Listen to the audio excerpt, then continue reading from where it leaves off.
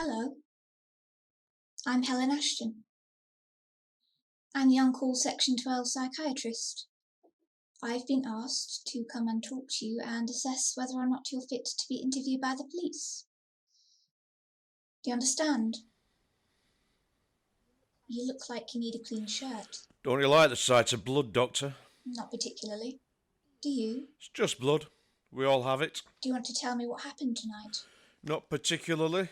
This works so much better if we can actually have a conversation. You don't want a conversation, you want a diagnosis. Of what? You're the doctor. Thank you for reminding me. Can you tell me what brought you here tonight? I was in the area. Thought I'd drop in. How were you feeling before you were brought here? You married? I can't discuss. You're not wearing a ring. Are you married? I asked first. Are you? Come on, Helen. You want to be my friend, don't you? I am a doctor, here to assess whether or not you're fit to be interviewed by the police regarding the alleged assault tonight. I heard you the first time. Are you married? I'm sure you must realise it's not appropriate for me to discuss personal details. Oh, you want to know about me, so it's just fair, isn't it? That's not how it works. Yeah, you've given me the party line. Personal details are not to be shared, blah, blah, blah. You have 55 minutes left to question me. That really won't. You might know your rules inside out. This isn't your playground. It's mine. I really think you need... You'll get nothing. I'll sit here in silence and stare at the fucking wall until they let me go. Which they will. Not Are you married? No. You? Why not? We're talking about you. I'd rather talk about you. It doesn't work like that. How does it work? You already know. Do I? I thought it's your playground. This isn't the first time that you've been arrested. How come you've never been married? Or are you divorced? I never met the right man. What about the wrong man? Or was it men? Did you meet lots of wrong men? My turn to ask a question. Now you're getting it. Tell me about your marriage. That's not a question. Why did you get divorced? Why do you assume I'm divorced? You said you're not married. I didn't. Oh, that's right. So are you? My wife died when I was doing a tour. I'm sorry to hear that. Yeah. Unfortunate gardening accident. Left a horrible mess. I'm still getting over it. I see. I'd prefer honest answers. Wouldn't we all? You're very good at changing the subject. Thank you. Why do you do that? Alex? Because there's no point. To what? Any of it. Talking. Why not? Because it doesn't change anything. Treat 'em and street 'em. That's what you lot do. That's not all we do. I can help you, but you have to want it. I want you to accept that without being me and being where I've been, you have no way of knowing what will actually help. I'm here to determine if... Repetition, lose 10 points. How were you feeling before you were brought in this evening? Pissed off. Why? Because I was arrested. And before that? Or can we just get on with this? By all means. As I said, my job is to ascertain the level of your self-destructive behaviour with intent to hurt yourself. What makes you think I have a self-destructive behaviour? The fact that the custody sergeant called me in to consult about a detained person with a self-inflicted head laceration. Whatever. In which case, can you tell me why you thought gashing your head open in a cell would be a pleasant way to spend a Friday evening? It was an accident. An accident is falling over and cutting your head. An accident is not slamming your head against a cell wall until it bleeds. Shrinks don't use a Lucas sexy as you. Have you seen other mental health professionals then? Got a cigarette? You can't smoke in here. It's all right. I don't smoke. So why ask? I can send for some scrubs for you to change into so you don't have to be covered in blood all night. I'm fine. Humour me. I think you just want to see me without my shirt, Doctor. I'm prepared to release your hands, providing you agree to stay seated and not to harm yourself. Okay. And you won't try to hurt yourself again? Cross my heart and hope to die. Is that meant to reassure me? It's meant to get you to take off these fucking restraints. Okay. I'll trust you. Thank you. Can you tell me what happened tonight, when you were in your cell? I have all night. Lucky you. I think you're behind the times, Doctor. The night's nearly over. You've got 50 minutes left before they have to charge me and let me go. Tick-tock, Helen. Alexander Hunter, 41, currently living in North London at 3 drunken disorderlies this month. Cautioned, no further action. Cautioned, no further action. Cautioned. And now you have suspicion of actual bodily harm to add to the list. One more and I'll win a set of steak knives. It says here you beat a man until he was unconscious. Oops. He's in hospital. Fat bastard started it. How did he do that? Threw a punch. And you hit him back? Something like that. What started the fight? I won't call it a fight. The other guy swung and missed. I don't miss. What started it? He caught me with his girlfriend. The fact I had my hand up her skirt may have irked him somewhat. I can see why that might have irked him. I was doing him a favour. She was a slag. Not even worth getting my dick wet. And you thought you'd prove this to him in public? He deserved it. Why? Would you say you have a problem managing your anger? What? You lost your temper tonight. So? Alex, so far you've been lucky because you've only received cautions. But in my experience, these things tend to escalate.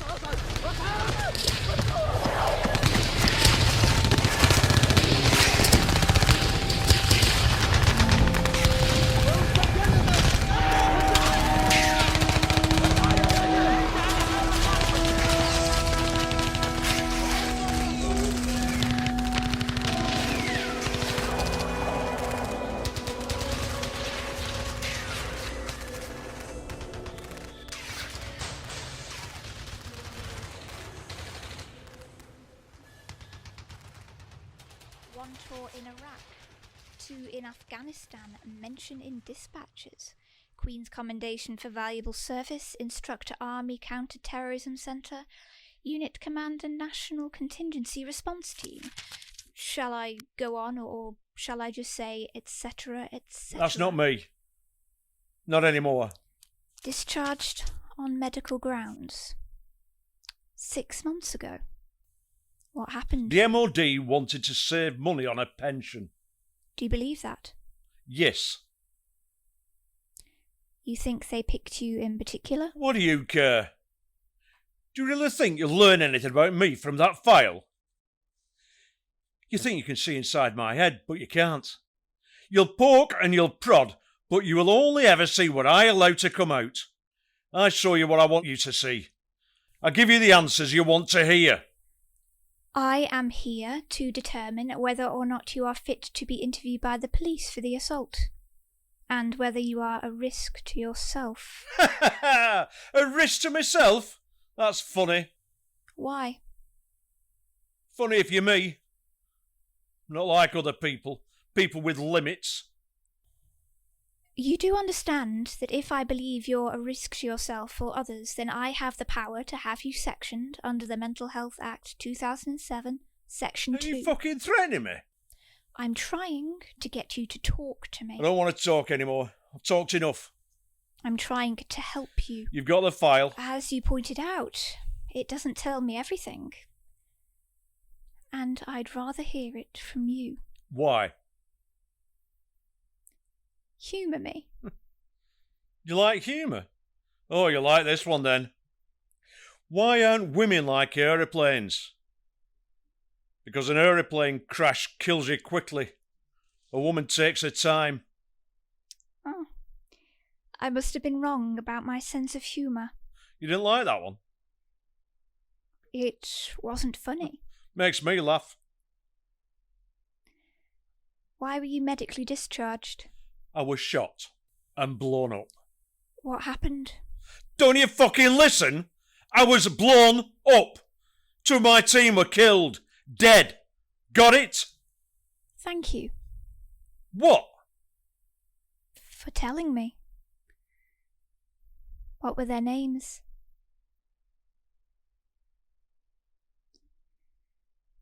Would you like a drink of water? Please. Thank you. It was your job to stop the bombs going off. Fruit and veg go off. Pardon?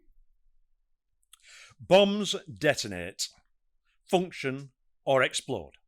Fruit goes off. So your job was to stop the bombs functioning? I see. You think you're assessing me, but maybe I'm assessing you. Did you think about that, Helen? You know what happens when I meet a new doctor? I ask, what's their agenda? Some of the slap him around the head and get back to work types. They're obvious, easy to lie to. Others were, does he need sacking? That made me careful. The rest, well-meaning people not unlike yourself, were genuine, but equally flawed. You're an observer. Yes. Yes, I am an observer. And I make recommendations based on those observations, my experience, and professional judgment. You understand, in theory, that men like me are broken, but you really have no idea how to fix us. Some try tablets. Some try breathing exercises, sleep programs, CDs. It might even work. For a time. Minutes rather than days, but nothing useful. But we adapt. So nothing works. That's an interesting summary of healthcare. It's a self-destructive condition, isn't it? And no one can save you as efficiently as you can destroy yourself.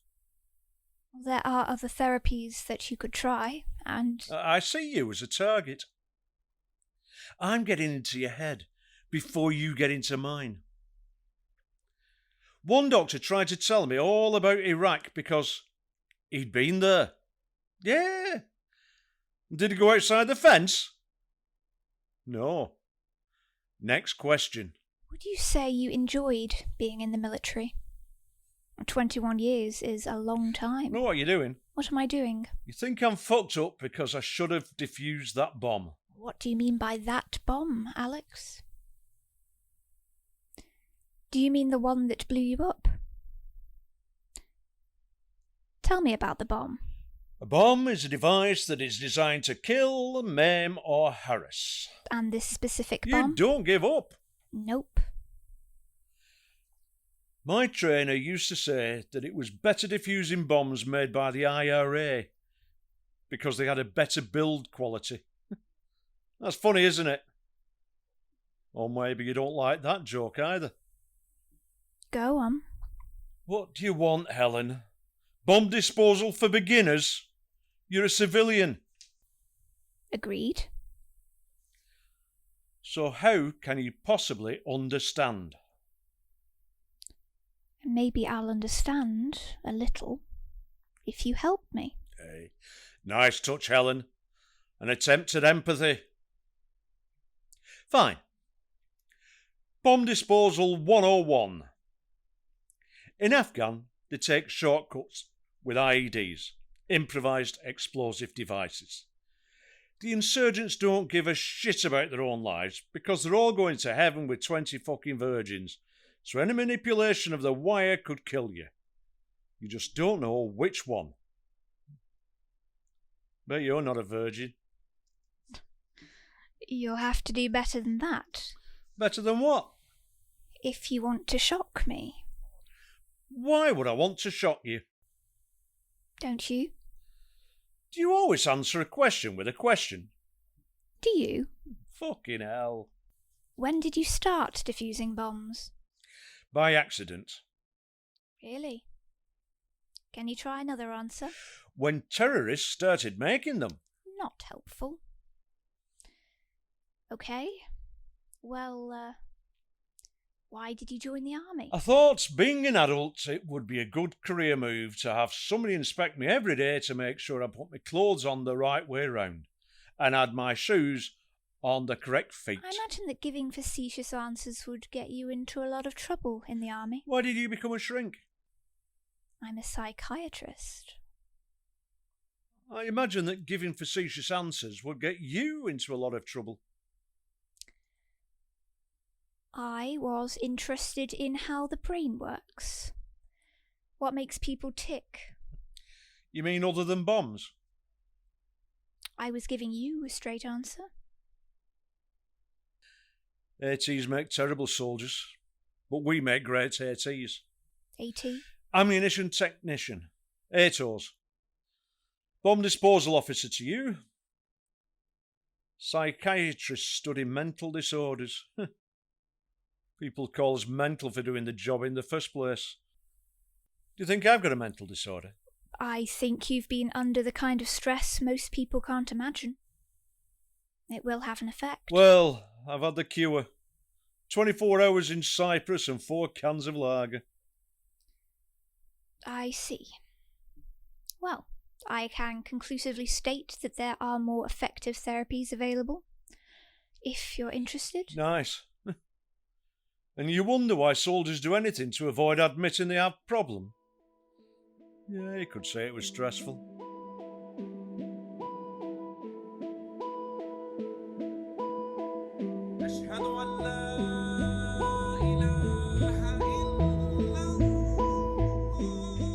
I hate the call to prayer. Wakes me up. Wakes the Taliban up. So 5 minutes later, the Taliban fire the mortars. Used to brass up the mosque speaker in return.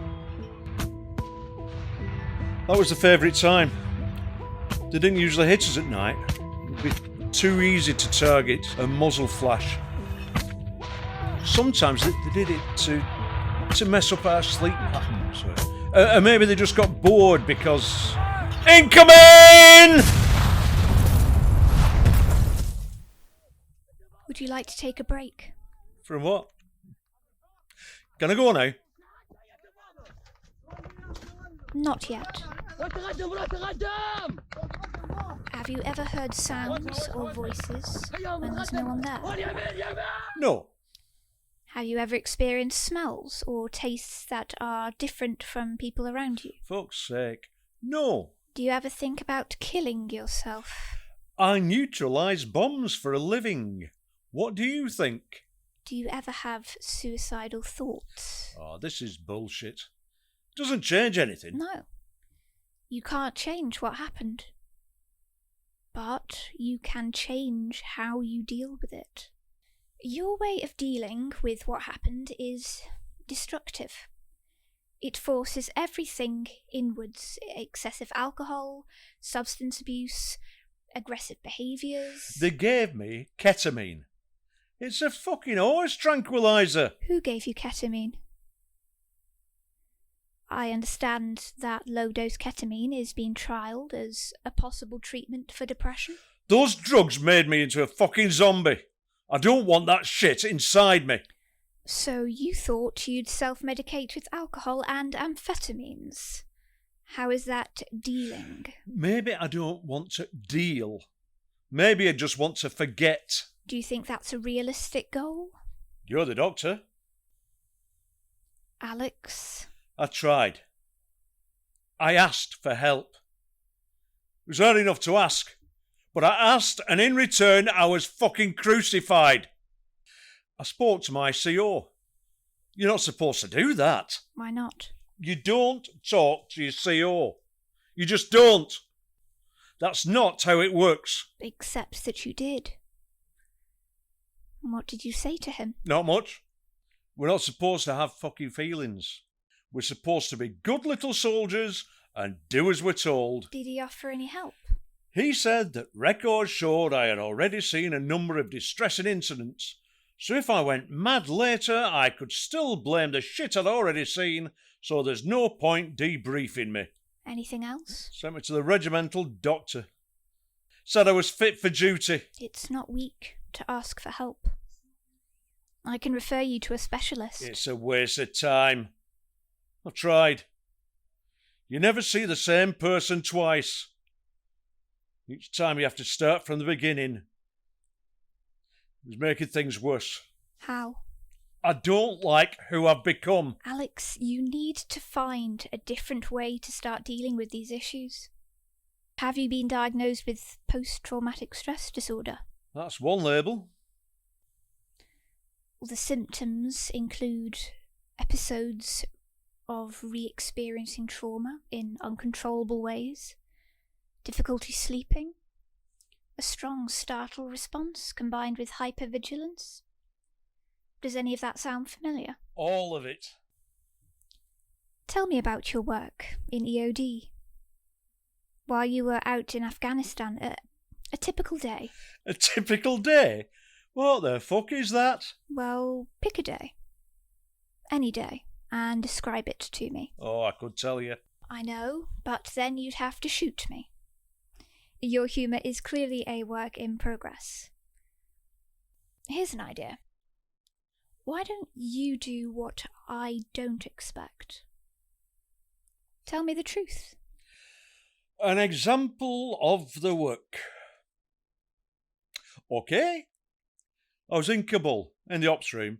I was handed a bag of crystalline yellow powder. Hey, so what's this shit? Knew it was TNT. It's probably from a broken down Russian F1 grenade. So I dipped my finger in the yellow powder and tasted it. Yep, TNT. I can't tell if you're being serious or not. Do you know what TNT tastes like? Oddly enough, no. Chicken. Now you mention it, I think I'd heard that. There are 3 things you need to know about Afghanistan. 1, it's a shithole. 2, it's hot in the summer. And 3, it's a shithole. There's no privacy, except when you're asleep. So there are no secrets. If someone gets a Dear John letter, which happens a lot, we just pass it around and take the piss out of whoever got it. Best way to deal with that shit. If you're doing a winter tour, it's just constant cold and freezing mud. Summer tours, dust. Endless yellow dust. In your food, in your water, in your bed, in the lining of your helmet. Rumour is the dirt out there is 10% fecal matter, so the whole place is shit. At least with my job, there was always something to do. Mostly trying to scrounge kit. Scrounge? Yeah, like you wouldn't believe. The Yanks used to call us the borrowers. Except we never returned anything. Sometimes we Didn't say we were borrowing it either. What sort of things? Anything. Everything. They had better kits, better food, everything. And it's not just the Yanks. Canadians, the Germans, the Italians, even the fucking Estonians had better kit than us. It was embarrassing. Tell me about the days you went to do your job. There's a team of 4. 2 from EOD, the bleep from the Royal Signals. His job is to jam signals that could detonate a radio-controlled device. And then there's an infantry escort as a bodyguard. The team gets called out when a patrol, infantry, marines, whoever, sees something suspicious. Such as? Could be a wire sticking out from the ground. Another sign is a dip in the road. That could be where soil settled over something that's been buried. And if you've seen one device, expect 2. Once we get the call, we'll leave the compound in the APC. APC? Armoured Personnel Carrier. Start with threat triage. Investigate remotely, investigate manually, confirm it, then get the infantry watching my back into hard cover. There'll be 2 or 3 guys with Valens. That's the metal detector. Such has got the dangerous job. That's when most fatalities occur. A lot of them are Wedge, Royal Engineers. They've got the Valens, but the insurgents use as few metal parts as possible to make it harder. When the device has been located, that's the ATO's cue. Most IEDs are a pressure plate design, so if anyone steps on it or drives over it, that means it's got 2 strips of metal with the wires attached to the battery pack. The wires connect to the detonator, which is set in the main explosive charge. Fertilizer, usually. You don't want to rush it, but you don't want to hang around either. The longer you're on the job, the more vulnerable you become. A sniper will be called forward to cover the ATO. And that's you? It was. And then what does the ATO do? The ATO assesses how the device has been put together and how to disarm it. They weigh between 5 kilograms, 15 kilograms, and some have separate pressure plates attached to the main charge. It's 5 kilos of explosive that could detonate in your face. Main device is often packed with nuts and bolts and bits of metal to increase the damage. How did it feel when you went to disarm a bomb?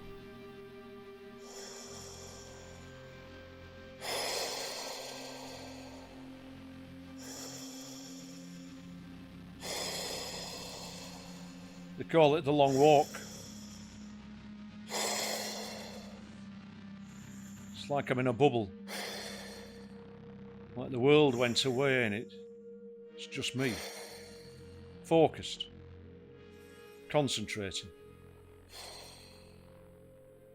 You get used to it. It becomes normal. I was good at it. Was.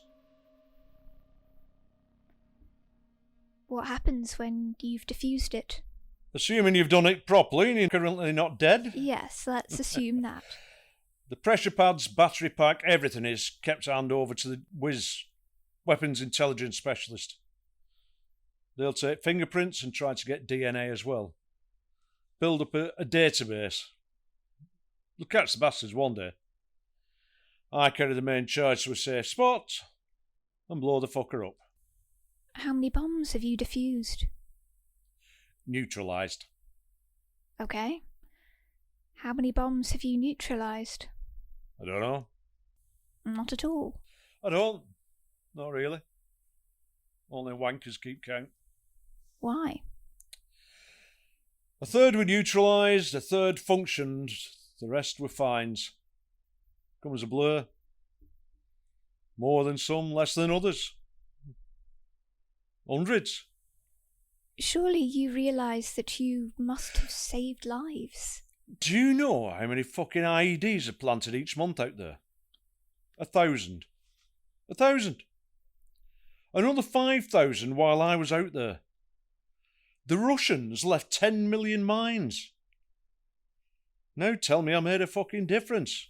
It all makes a difference. Bullshit. Can you tell me about what happened when you were blown up? I don't want to talk about that. Do you know what the SAS motto is? I think it's who dares wins. No. Who cares who wins? Because nobody in this fucking country does. What was the point? Couple of hundred killed, thousands permanently injured. I got off light. People like me, we just die slowly from the inside out. What about the army support systems? What are they? The MOD's like a cheap insurance agent. Don't even keep track of you once you're out. So nobody really knows what happens to us. Just a bunch of wankers. How old were you when you joined up? 18. What about it appealed to you? I didn't want to go to university. I did enough of studying. It's ironic, really. In what way? Took me 8 years to become a high-threat operator. That's a lot of fucking studying.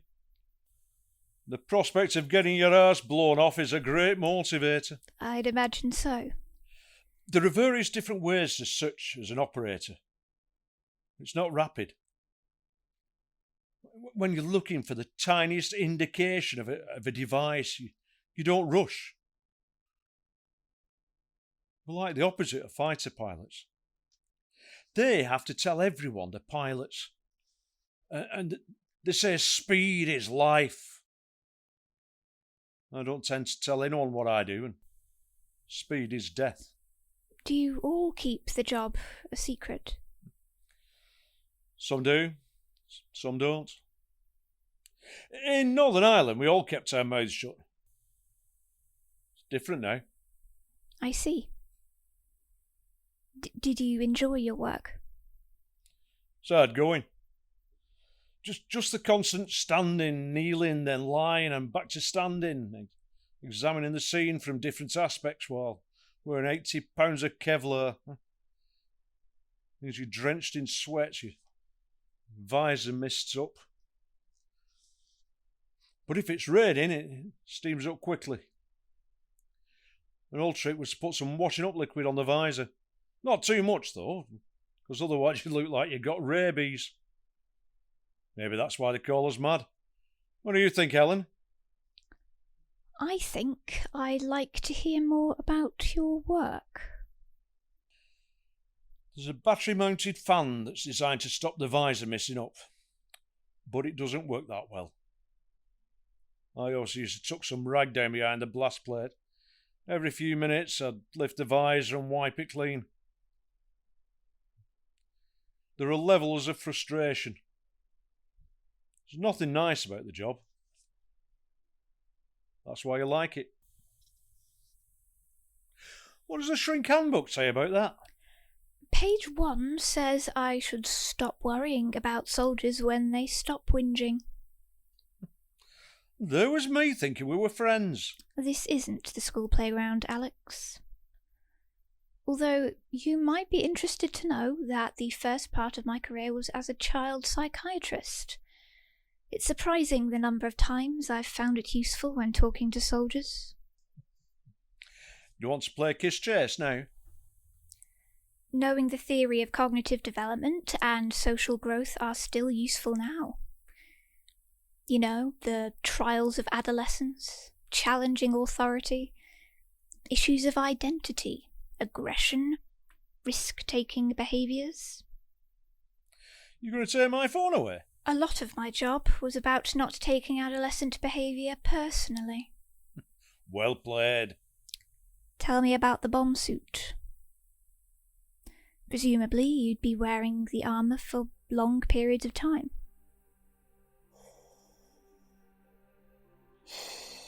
You fight in the bomb suit on your own. I remember on one training session, it took me over 2 hours just to get to the device. Examining the ground around, to the sides, above, if there are any trees or buildings. The closer I get to it, the more there's anticipation that I'll spot the device. I'm consumed in my own little world of my personal battle. Comes a point where you start to doubt yourself. The danger is that you stop being methodical and start guessing where the device is. Maybe I missed something. Did I do it thoroughly? Have I fucked up? The doubt builds. Maybe it's not in the ground at all. Maybe it's attached to the device. As I searched around the area, it was slow and detailed. All I concentrated on was getting there. The training is continuous. You evolve. The bomb makers evolve. When you're training, you wear the suit with ballistic strike plates. Makes moving really slow, really difficult. So we don't always wear them in Afghan. Too bulky and too hot. The joke is the MOD spends millions to train and kit us out to defuse bombs that cost a few fucking dollars to make. I can see why you're a big fan of humour. Fuck. It's okay. It's okay. How is it okay? Hands shake. Water spills. We'll clear it up. It's fine. It's normal. It happens a lot with people who've experienced what you have. Nice, I need a cigarette. You said you didn't smoke. I feel like starting. Just say no. Is that supposed to be funny? Oh, it's funny if you're me. I might die laughing. Ooh, what a way to go. Are you sure you're a shrink? Well, I couldn't get a job in stand-up comedy. I thought about joining the army once. But? Well, when I was 16, I liked the idea of driving a tank. Jesus! You in a tank? You'd be a weapon of mass destruction. All by yourself? That's before you open your gob and start talking GBH of the ears. What did your parents think about you enlisting? What did your parents think about you becoming a shrink? A psychiatrist? They were proud. Worried too, I think. What about your parents? I don't know. Well, you must have an idea. You'd have to ask them. I'd imagine that after 21 years, the army would be like your family. Do you think that's true? A dysfunctional family? But still your family. Not anymore. Okay. Here's another shrink question. Have you seen any of your army friends since you got out? I didn't get out. I was fucking kicked out. Medical discharge, remember? Is that a yes or a no? No. Why not? They're all over the country. Some are back at Didcot. Which is an hour away by train from you. It's different now. They're still in. Why is it different? Tell me about them. I'm a civvy now. If I'm anything. Surely that doesn't matter, if they're your friends. Of course it fucking matters. I'm supposed to return to normal life. How am I supposed to do that when I don't even know what normal life means? You're saying they wouldn't talk to you now? I'm saying it's different. I'm different. How are you different? Alex? Do you know what EOD stands for? Explosive Ordnance Disposal. Everyone's divorced. Ah, there's that sense of humour again. See? I knew you had one. Funny as fuck, that's me. Well, I don't think Harry Hill needs to worry. Tell me about the medical discharge. I told you, I tried to ask for help. The army didn't want to believe there was anything wrong with me. Makes them look bad. The army doctor was like, "You have to tell me what's wrong before I can help you."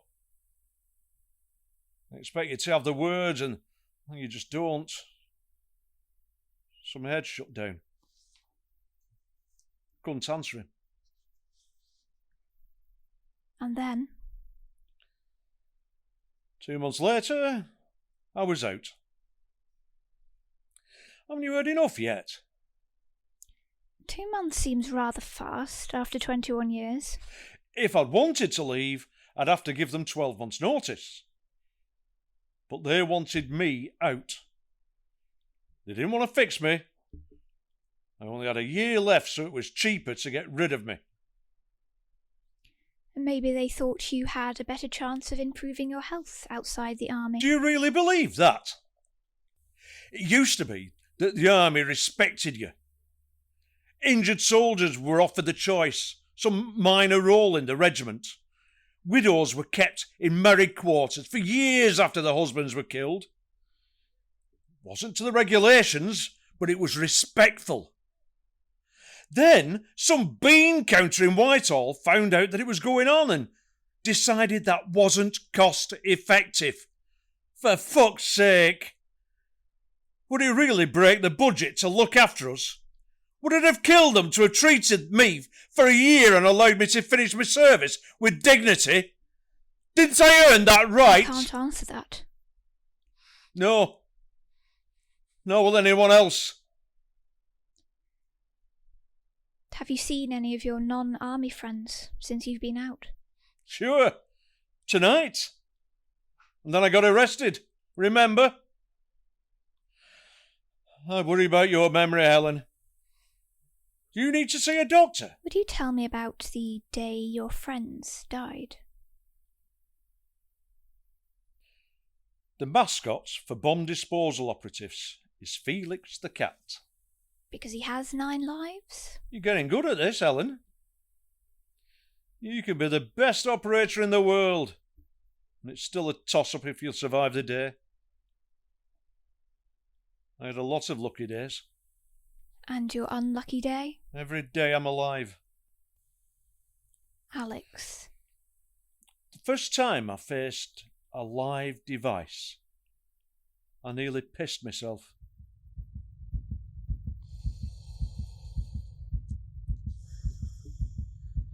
When you're in training, you're lying next to a lump of plasticine. And the worst that can happen is that you make a tit of yourself and the instructor fails you. But when you're out there, you ask yourself, can I do this? Am I going to get myself killed? Am I going to get someone else killed? Is this the one where my hands get blown off? Is this the day that I'm just a smear on the sunglasses? You try to think what the instructors would say. Your mind's in fucking free fall. What the fuck do I do? Pull the wire? Shoot the batteries? Blow it up? And behind you are a dozen people counting on you not to fuck up. Some days were better than others. Some days it felt like we were winning. Doing some good, you know. You were doing good. You can say that with a straight face. What do you mean? Do you really want to know about my job? Fine. Fine, I'll tell you. An ordinary day on tour. An incident. We thought it was a car crash. This beat-up Toyota smashed into the concrete pillar in the middle of the road as we were passing. Locals all drive like nutters anyway. So the commander calls it in over the radio and we all pull over to the side of the road to check if he needs medical treatment. It was early in the war. We'd soon stop caring about the locals. Even before we get to the car, I know something isn't right. Ask me how I know. Okay. How do you know that? His eyes. Others said sixth sense, instinct. I don't know. But Haji is just sat in his smouldering wreck of a car with his hands on his steering wheel. No one's running towards him at this point, as we're still securing our location. Some of the lads are checking around our vehicle for devices. Others are scanning the nearby buildings. Seeing all that going on, I thought I'd go and check on the car. The medic and the Terp came with me. It was his eyes. The damage to the car was not significant, just a crumpled bonnet, so why wasn't he getting out of the car? I stopped walking, pulling the medic in behind me, and I put my rifle up and looked at him. There was no blood. Didn't look like he'd hit his head or anything, and he was just sat there glaring at me. I told the Terp to shout, "Get out of the car." He didn't move, and in my head he changed from possible victim to probable insurgent.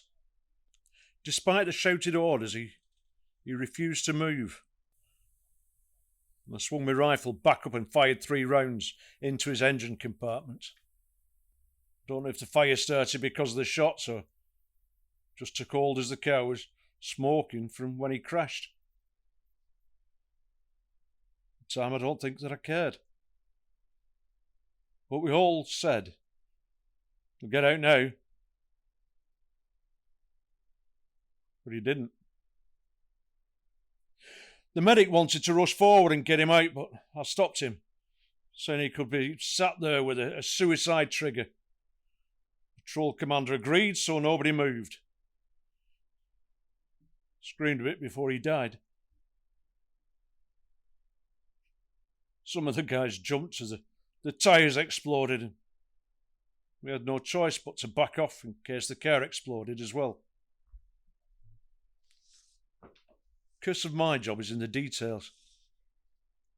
I still maintain that what you were doing was worthwhile. Yeah? Shall I tell you the rest? We left the scene in the hands of the Iraqi fire brigade. It came through later that they found no sign of explosives, and there were 2 more bodies in the back of his car. He had his wife and child in the back. I mean, what the fuck? Why didn't he get out of his car?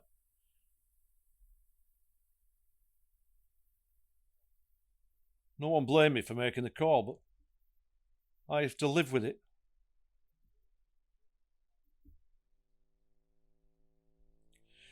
Rumour is he'd killed his family, as you could still see the throats being cut on the 2 corpses, and he was trying to get us to finish him off. Either way, it's not like the Iraqis try to find out. Just another bullshit incident that never made the UK news. People have no idea what it's like out there. We weren't winning. It was all just fucking pointless. Why are we there? Can you tell me? Because I haven't got a fucking clue. When I'm out there, I'm there for my friends. For the boots on the ground, no one else. And what have we achieved? Did we make the world any safer? Is it any better for anyone living there? It's all been so fucking pointless. All for nothing. Cunt politicians, where the fuck are they? Hiding behind their fucking desks and pointing their fingers at each other. We're sent out there with second-rate equipment and...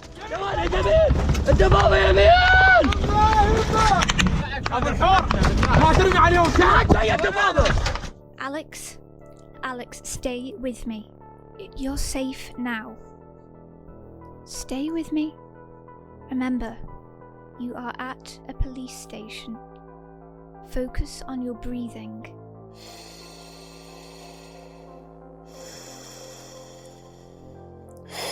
I think we should take a break now. Okay? I'm fine. Okay, Alex.